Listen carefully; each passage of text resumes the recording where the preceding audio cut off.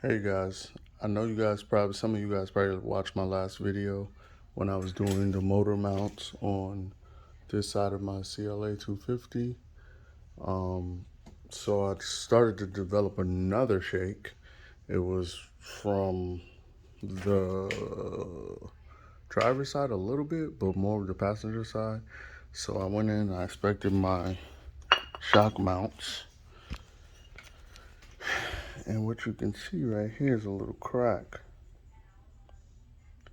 So guys, if you're getting any type of shakes or anything, or any other car, you can visually just look through, especially if your shake gets worse over time. And I saw this little crack there, but I did not see it was cracked on the other side. When I took all of this apart, it actually spread it more. You can see it a little bit more, I guess, because the weight of the shock is on it. But it's crazy.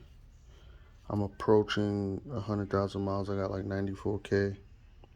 So I don't know if this is a common issue with these CLAs or what, but just trying to make you guys' life a little easier. If you got symptoms of it sounding like your wheel shaking, it feels like your wheel shaking, you guys can examine these first. I used, of course I took out the whole shock. I was using a 13/16 on the two that go into the shock, that hook it up to the spindle, the knuckle, whatever. I took those out. You're gonna need the same size on both sides so you can hold one side, and if you got an impact, just take off the other side. Then you had three, I think these are E16s. Yeah, E16s, you got three of them up here, so you can take those out. If the top of your, if the top of your shock mount where the nut is, if it keeps spinning, you can't get it out, I just use a vice grip to just hold the tube of the shock so it doesn't move, and it zipped right off with my impact gun. So I'll be swapping these out. I just bought some off Amazon. You can get two for less than $100. They had pretty good reviews, so I'm gonna check them out and see how long these last. But I hope this can help somebody. But thank you guys for watching. Forgot to add something that could be a tip if you guys are doing this for the first time.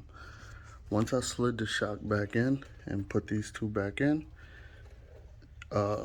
this end link I save for the end because I'm on jack stand, so I just jack up the bottom of the rotor until it's leveled, then I put the nut back on.